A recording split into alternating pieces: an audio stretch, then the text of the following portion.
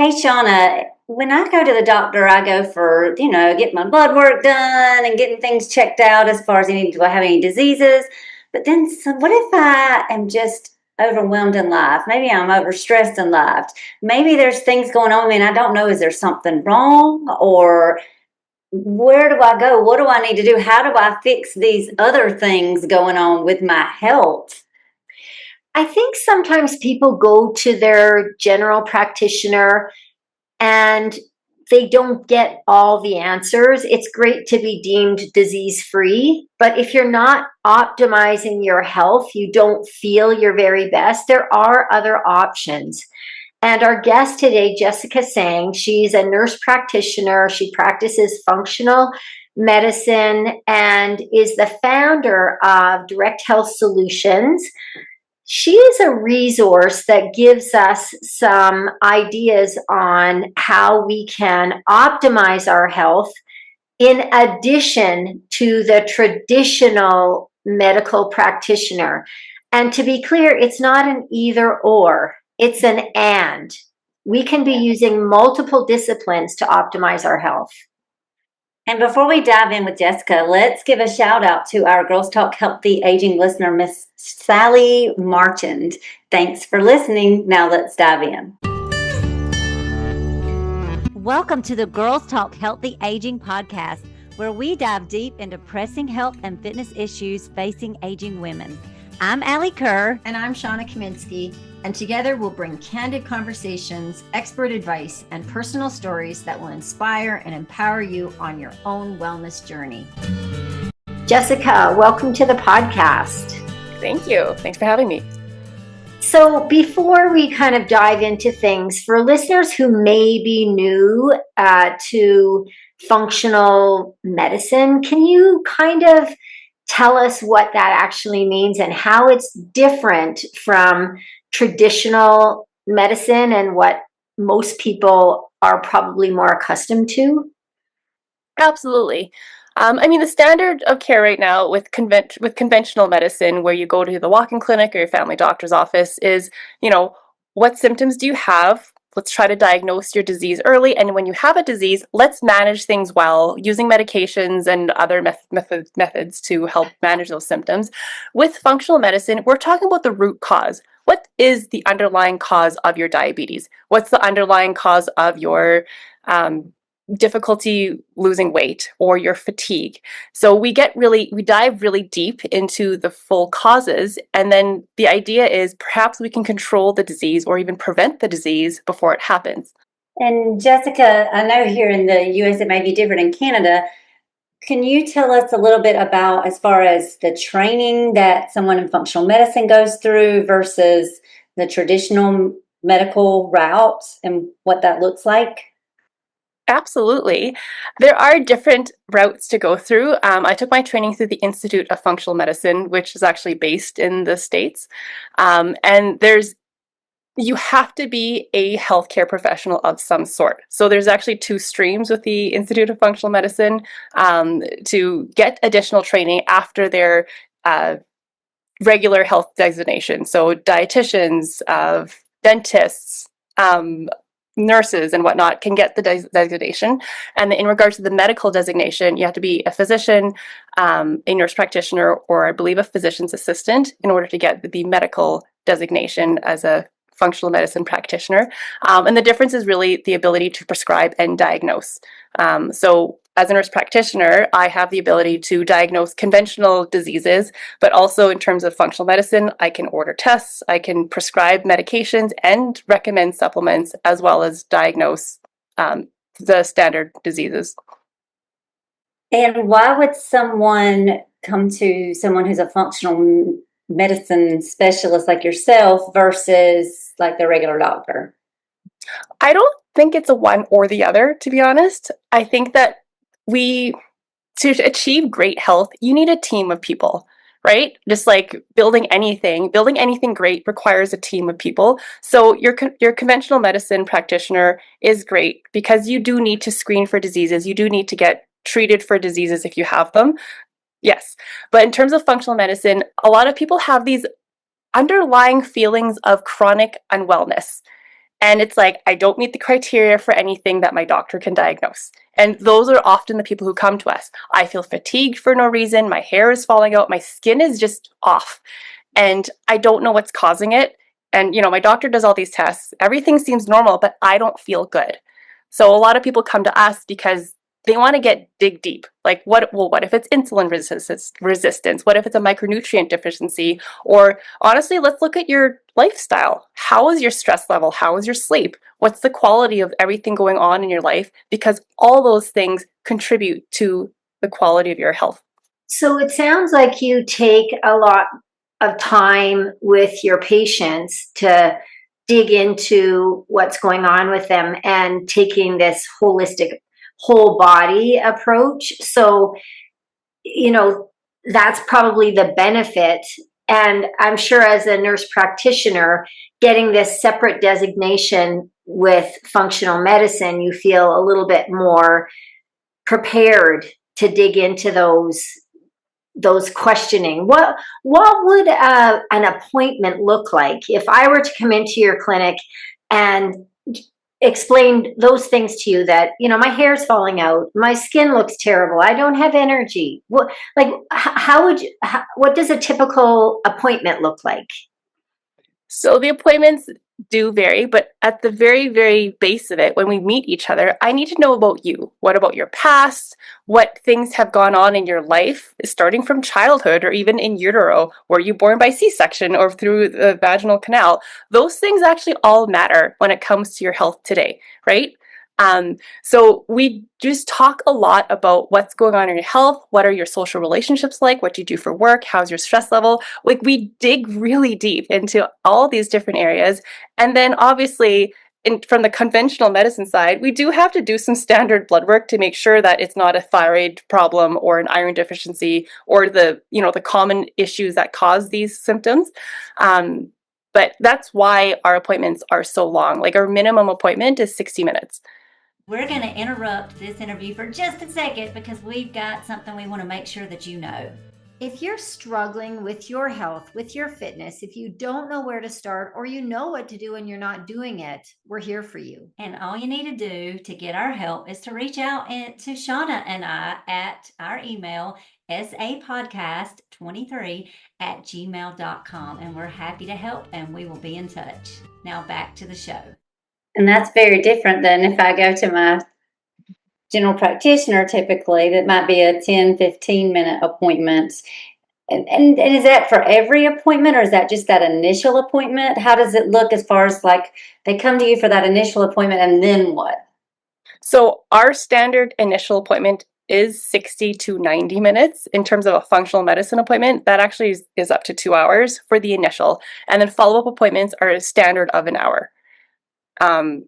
So that is what's different. Is I've worked in the conventional medical clinics, and there's nothing wrong with them. They're great, but they're doing what they can to fit into the system. They have to be efficient. So that's why those appointments are meant to be brief and to the point. And so what we offer is just something that's just a different approach. We prioritize listening to what's going on with you. What are your concerns? And I know I'm in the States and you're in Canada. So is this something that is covered through your healthcare system in Canada? Would this be something that would be covered through the insurance systems in the States? Or is this something that is more of like a self-pay type of thing? This would be a self-pay type of thing. I love universal healthcare that we have in Canada, and that does cover the things that are absolutely necessary. Gosh, if you have a serious medical concern, then you're going to the hospital, you have cancer, those are all covered and paid for. When it comes to this, I guess, more personalized approach where we dig deeper, and these are things that are not covered by provincial healthcare. And then the labs, the same thing. Like, what kind of labs are you drawing? And I know since you're the nurse practitioner, you can draw labs versus someone who may be a dietitian. You can order labs.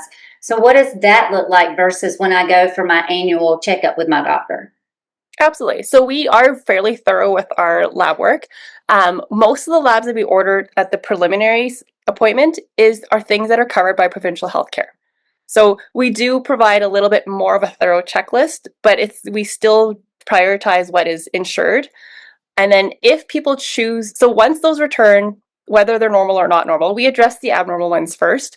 But if those are all normal and the patients still have symptoms or concerns, that's when we can delve into private pay tests. So we do have accounts with labs in the States and in Canada for uninsured laboratory services like micronutrient testing, microbiome testing, etc. Those things do provide a lot of value for patients to help them get a better understanding of their health. If a person has more of a traditional healthcare provider, and let's say, I mean, you're in Calgary, and first of all, do you do any telehealth? Yeah, absolutely, we do. So, Yeah. so your services are available to those that aren't in the geographical area in Calgary. Yes. So my licensing is within the province of Alberta, and that's for prescribing and ordering tests. But in terms of just general consults, we have seen people from around the world who come to us to talk about their health concerns and wonder what more they can do. Got it.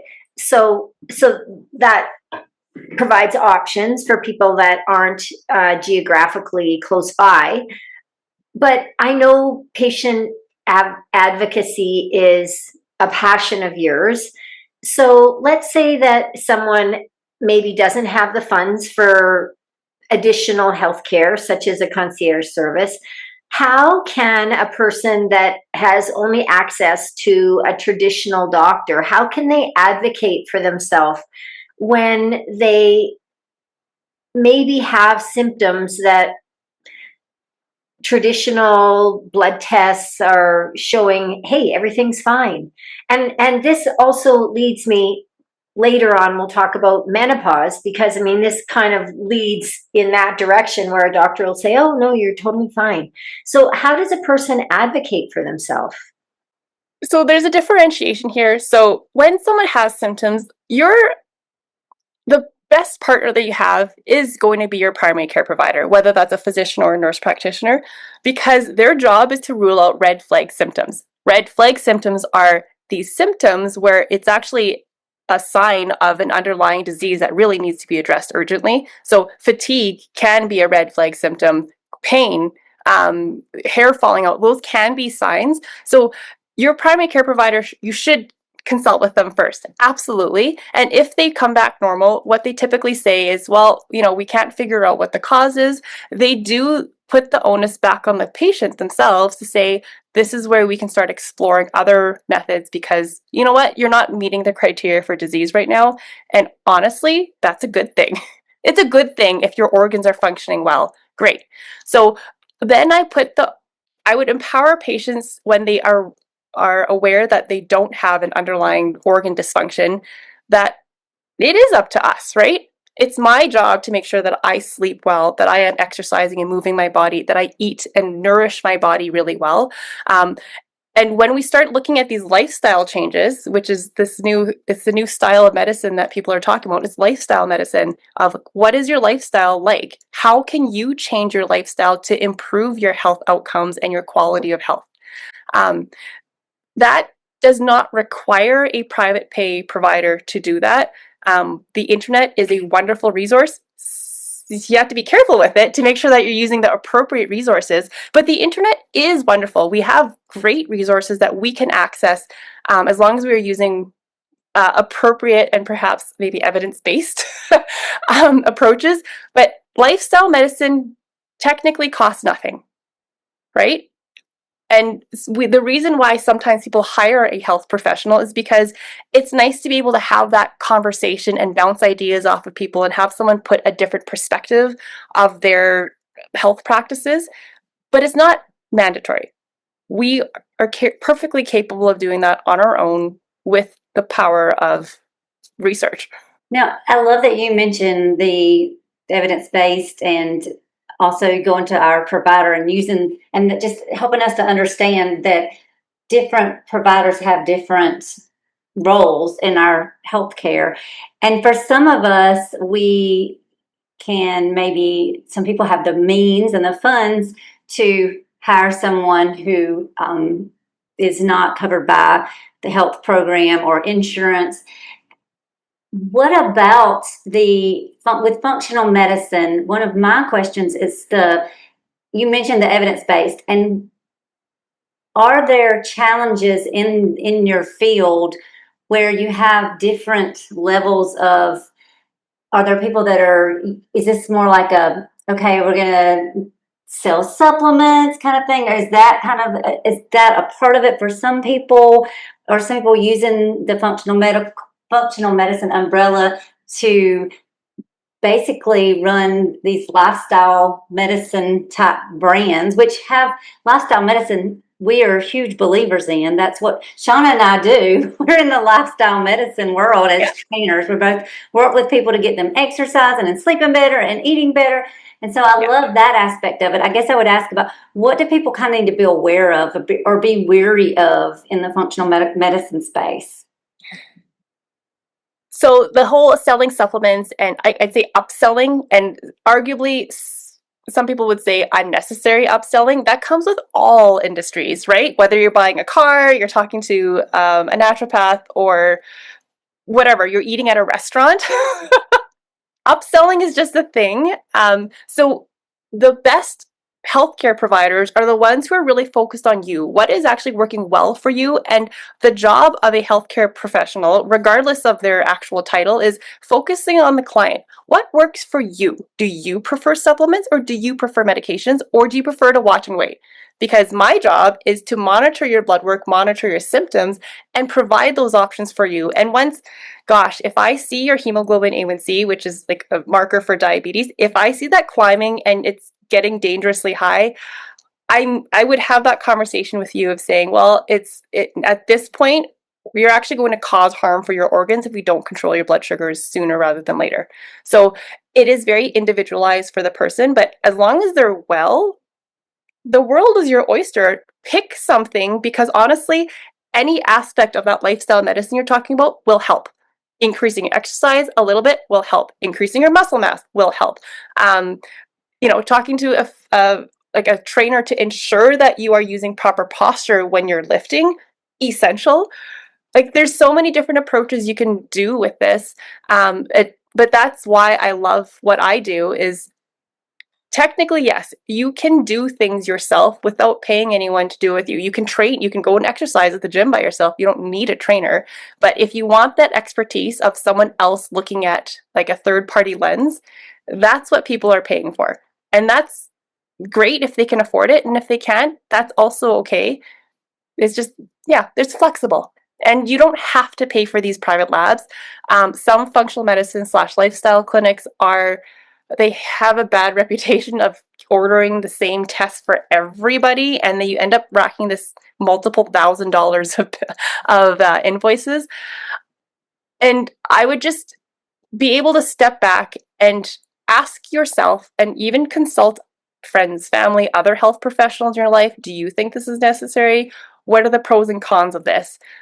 Some people get these extra tests because it helps convince them that they are on the right track, or they need to make changes. But at the end of the day, if you know that your diet's not great, you know that you don't exercise enough, is it necessary to pay for a super expensive test? But at the end of the test, I'm going to tell you to exercise more and eat better. So that's always this question of, some people actually need those test results to be like, oh boy, yeah, okay, now I'll start exercising. But if you have enough motivation on your own, just do it. Just do it. You don't need the test, because I guarantee you will feel better. Yeah, I have an example, real life example with my husband. I've been mentioning to him the neck posture that he has going on, like from the side, and the torso posture. And he's been having like shoulder pain and elbow pain. And he went to a new chiropractor, and they have the test now where they can analyze your body and give you a picture that shows you where your head should be. And so he has this visual now. And so he's become extra interested, one, because he's in pain, and two, because now he sees that visual from that test that is showing him. And of course, if they're using it to, sell him on a treatment plan and get him to do all these things, but it does have him more aware of his posture now, just because they had a test with a visual that they could show him. So it was more real to him. Exactly. And naturally, when your spouse is like, fix your posture, it's not enough to convince someone to change. No, Alli, what do you know? Being a coach for, your entire career. What would you know? So great, that chiropractor, brilliant. But Alli, I really liked how you positioned that question for Jessica so delicately. But I think that when we talk about like lifestyle medicine, Jessica, you're talking about completely legitimate things like walk, sleep, exercise, eat vegetables, eat fiber. But, we see, and I'm sure you do too, and our listeners do, you go on social media and you see that you should be suntanning your butthole and drinking your own urine. And like, Oh, these, and people make up titles that they may be a chiropractor, but they're giving you nutrition advice, or they make up these made up names. So that's, I think, I'm just saying it out loud, Alli, that's what you were referring to in terms of like, how do we spot check or like check that our practitioner is actually legit? So I think that's what you were alluding to, correct, Alli?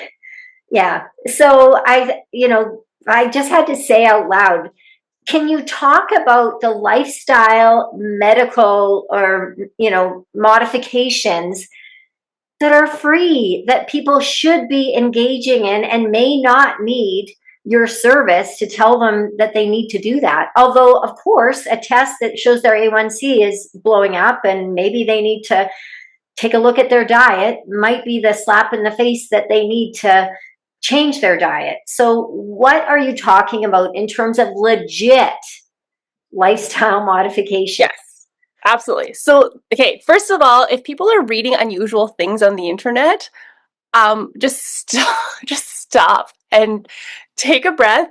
This is when you actually do, if you're going to be reading on the internet anyway, then go back to the internet and do a search engine search engine lookup and look up this, whatever they're recommending. And then I always write, I don't know what you just mentioned, but like, let's just say, drinking of a certain supplement, type that in and then end it with scholarly article. And then that'll actually come up with any type of research that's available on the internet, that's relevant to that. And then if you can read those studies and then say that, okay, well, that actually says that it supports you using this type of supplement. Also look at the potential harms of doing anything. And then if the harms are lower and the benefits outweigh the harm, then you can consider trying it, but do your research first before you start trusting anything on social media. And it's hard to know like where or how to do your research, because even though some things might have studies, was it a human study? Were there 10 people in the study? Were there, like how many, was there one study? Was it paid for by the supplement company? And that makes it hard to research, because those things are not easy to find out if I just Google about something. So how would people, like, I know we tell people do your research, but most of us don't know how to dig that deep into research, because just a Google search, even with scholarly, I don't know, I would have to look. I don't know if that's going to give you like randomized human studies only, or, how would that? Yeah. Scholarly articles typically restrict it to databases that healthcare professionals and scientists use. But if it only shows, there's only one that pops up and it's looking a little sketchy, I would more seriously question it. But if like 10 different scholarly articles show up and they're, from the national database, a lot of them are American because, Google. But if 10 articles show up and they're all supportive of this, maybe I would dive a little bit deeper. But if there's no evidence towards it and you just saw it on social media, please don't do it. Just avoid it. What are some like things that there are lots of research on that maybe you utilize with your clients more? What are some of those things? Okay, so I guess getting back to the whole like modifiable lifestyle factors, so things that you have control over that you can, I guarantee, and it's evidence-based that you can improve your health outcomes, is ensuring that you are sleeping adequately and sleeping well. So when you're sleeping your 7 to 8 hours a night, are you feeling well rested in the morning? If you're not, then there's a sign that there's something wrong. Perhaps you have sleep apnea or other conditions that are making it hard for you to actually get a good rest.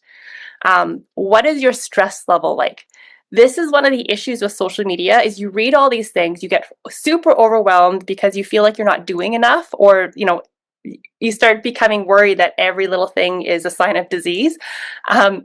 Stress is a well-known cause, and it's a well-known risk factor for the majority of diseases. So ensuring that your stress is in check, and if it's not in check, this is when you should be reaching out to a healthcare, like a mental health professional to talk about these things. And many times there are free resources available if people can't afford a mental health, like a social worker or a counselor or a psychologist. But there are resources to help with stress management, but keep your stress in check. Actually pay attention to these things. And if you feel like something in your life is starting to cause you to get worked up and anxious, we really need to think about that of, is this something that I need to have in my life, or does it have to be a big part of my life? Some of those things, especially as a parent, you can't necessarily control some of the stressors in your life, but you can reshape how it affects you, right? You can't control how other people behave, but you can control how it affects you. So sleep, stress, exercise, you need to move. Just like you are moving right now. I'm pretty sure you're on a elliptical or a treadmill, but you need to move every day if possible. If not, like the standard thing that is highly recommended is at least 150 minutes of exercise a week, right? At least, plus some strength training. You need to move your body, and you need to move all parts of your body with some stretching every day. That is proven to help improve health outcomes, right? Like reduce cardiovascular disease, reduce metabolic disease, including diabetes, preventing dementia. It manages your hormones. It balances your insulin. So you have to move. Diet is also quite essential. And when I talk about putting nourishing things in your body, that also talks about minimizing or eliminating things that are toxic to your body. So, highly ultra processed foods, alcohol, certain things are known to be harmful for your microbiome, for your health. But when you eat and when you put things in your body, think about things that actually provide nourishment. Like, is this thing going to be good for me, or is this going to make me feel sick later? And if the things that make you feel sick later, like you start eating more and more of that, or you start eating it every day, you're just waiting for a problem to happen. So be very conscious of what you're putting in your body and think of things that will nourish it and nourish your microbiome. And then I guess last of all is just thinking about the relationships you have with others. So what's your social network like? Do you have a supportive social network? Are the people around you, or the people you spend most of your time with, do they make you feel good? Do you feel happy when you spend time with them? And if you don't, you feel drained or you feel negative when you're around them, then you really need to look at your social circle. Because that negativity will also affect your stress and therefore your sleep. So your social network is essential. If people are not feeding you and making you feel more lively, again, we have to look at those. Are these relationships that should be prioritized in your life? Or maybe we could minimize them or lessen them and change it up so that the people, when you actually spend time with others, you should feel good. You should feel happy. You should be full of positivity, because that actually has proven to have improved health outcomes. I think what you're saying is sometimes people overcomplicate things and they cannot see the forest for the trees.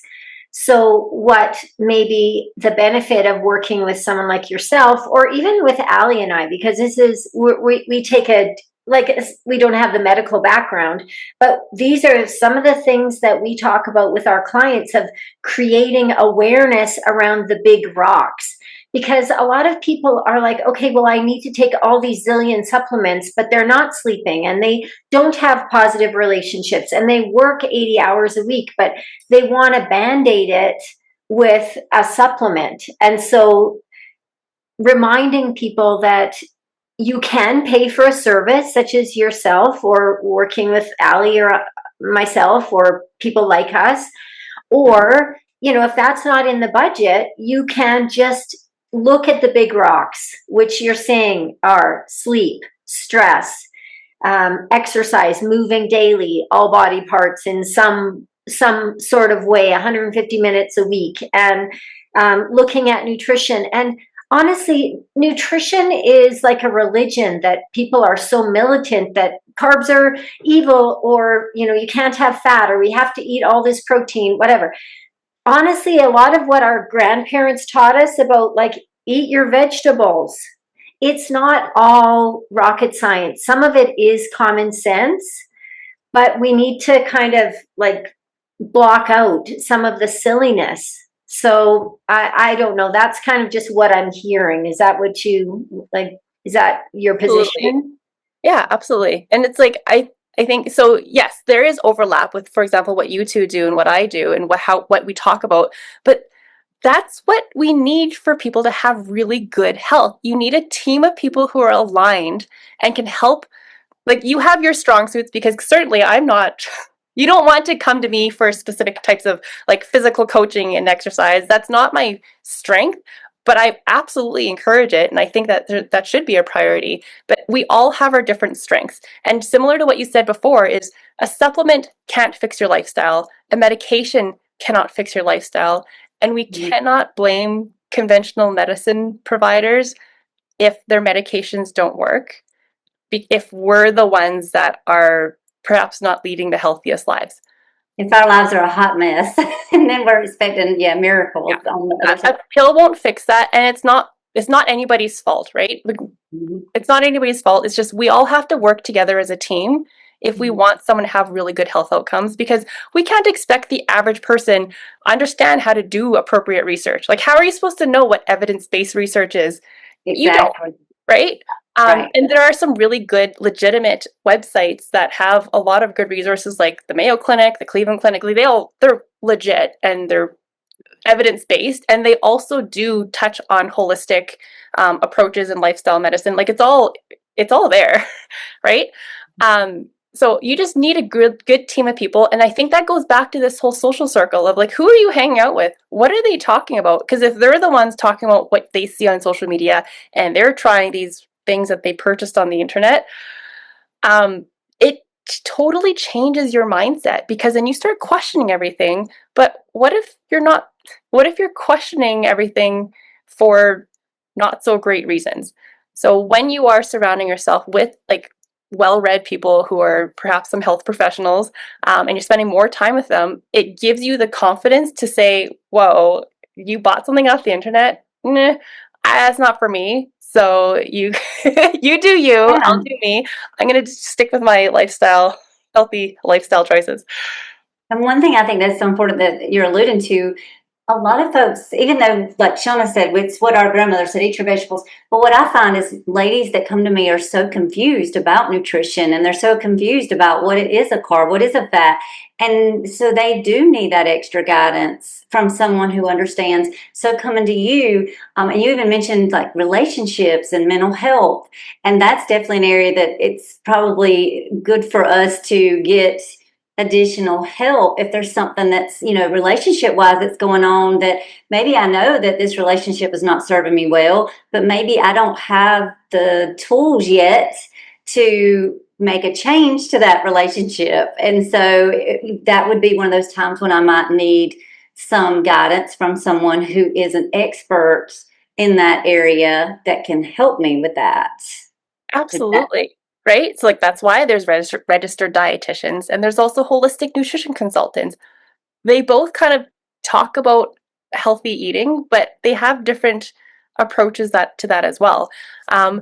I think that the interdisciplinary team, which means having different healthcare or health professionals working with you, that is what is important. Like, you can't depend on one person to fix everything.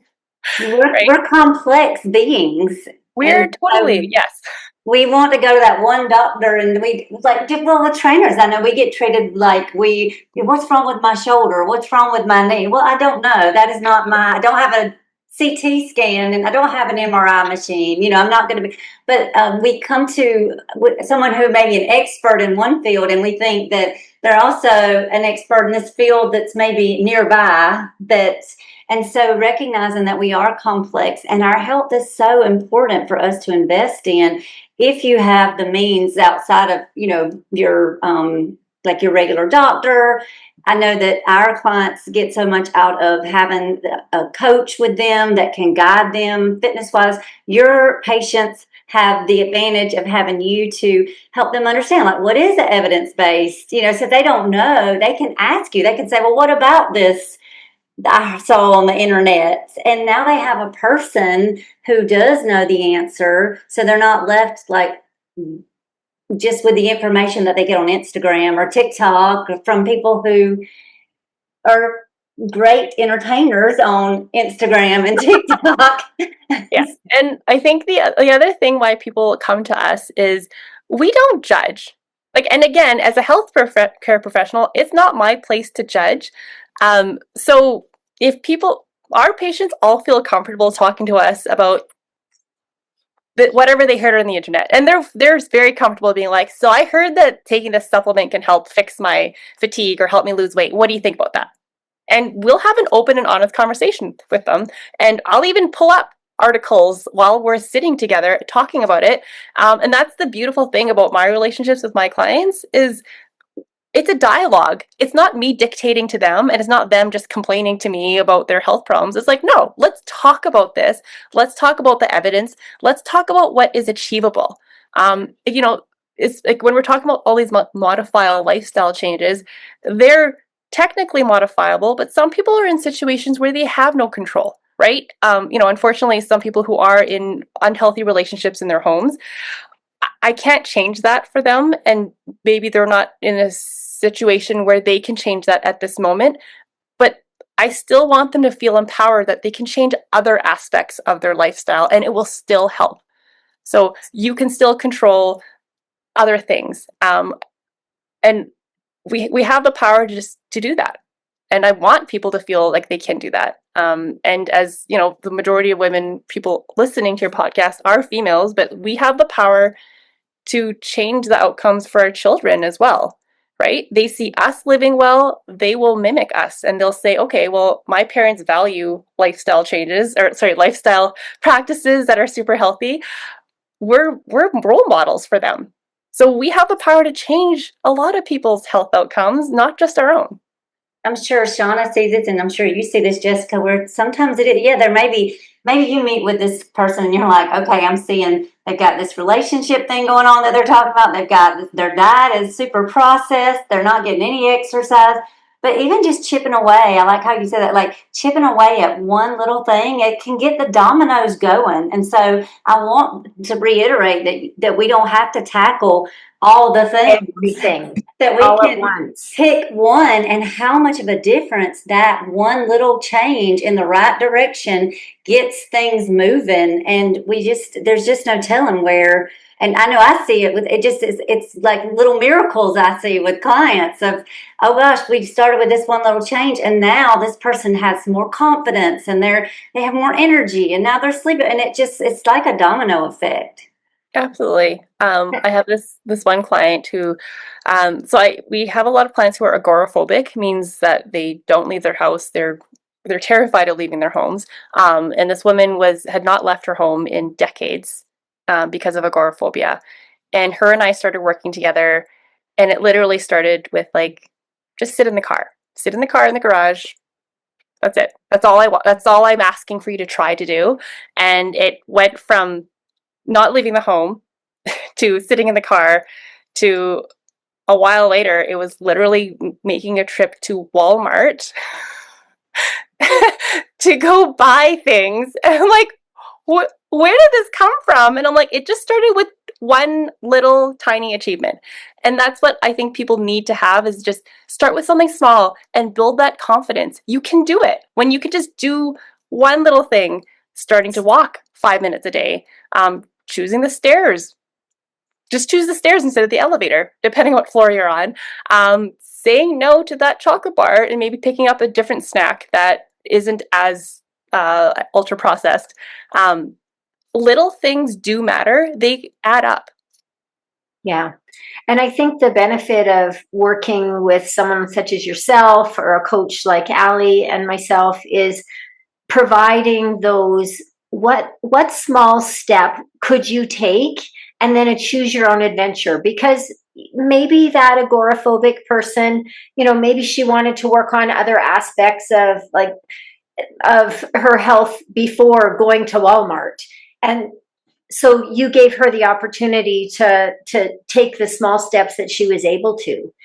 So tell us a little bit about your direct health solutions, how you work with people. We know that you're a teleclinic now, how someone might potentially benefit from your services. Yes. So at the beginning, I started Direct Health Solutions 9.5 years ago. It all started because I saw that I used to be an ICU and an urgent care nurse, and there were a lot of people who would come to the hospital with conditions that were preventable or conditions that were completely avoidable. Like, you didn't need to come to the urgent care department for this reason. Why are you here? And the reason is because they couldn't get to their regular clinic. So the reason why I started the clinic was really to address the barriers to health. So we made it super easy by offering house calls to people. So that eliminated this physical barrier, this mobility, transportation barrier. And it just kind of grew into, well, people have scheduling problems, or they're working professionals who are also parents. How are they supposed to make time for their health? And then they're like, oh gosh, my coworker had a heart attack at age 50 or even age 40. I don't want that to happen to me. And, they're the ones who, they go to their regular GPs and they're like, yeah, your blood pressure's fine. You don't have any concerning things. So right now you're not having a heart attack. So just live your life. That doesn't settle this uneasiness in people. And that's why we really just dedicated so much time for people to provide personalized care. So whether you're a new parent with a baby or you're 105 years old and you just want to live your life the end of the years in your own home, peaceful, whether you're on medications or not, like, we're really trying to provide a really holistic approach to care that's very personalized to what you want. What do you need? What would make you happy? What fulfills you? And at the end of the day, like, what does your end of life look like? For our older adult clients, like, how do you want your end of life to look? And we're there to support people on their way throughout their whole health journey, wherever they are in their lifespan. And that's what I love about what we do is, yes, we do house calls. We also have a clinic that's going to be launched next month so that people can come to us. But that's what we're about, is focusing on the client and what really matters to them. And we'll have links in the show notes for anyone to get in touch with you, whether they are local or remote, so that if they want to reach out, they can access you and your services. So if you had one piece of advice for a woman to support her long-term health, I mean, we are Girls Talk Healthy Aging, what would it be in terms of advice for long-term health for that woman as she ages?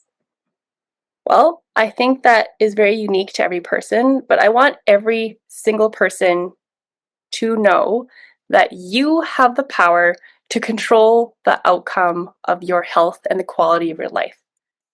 And whatever form or shape that is, you have the power to shape that. Alli, what would your wish for our listeners be?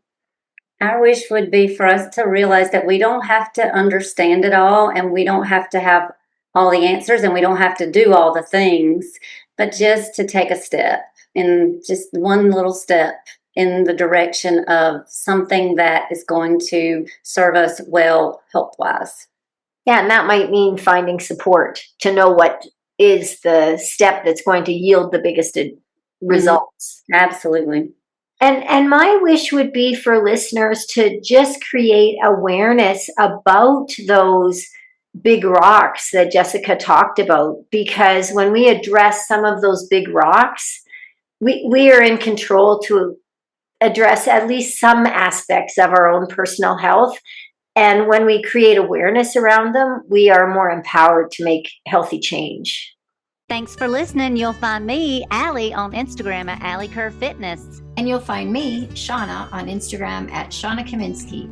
Feel free to pop us a DM with questions and or feedback. If you're enjoying the Girls Talk Healthy Aging podcast, please subscribe and share it with other health-minded women. Ratings and reviews are also much appreciated and help us get our message out to a larger audience. Until next time, be healthy and be happy.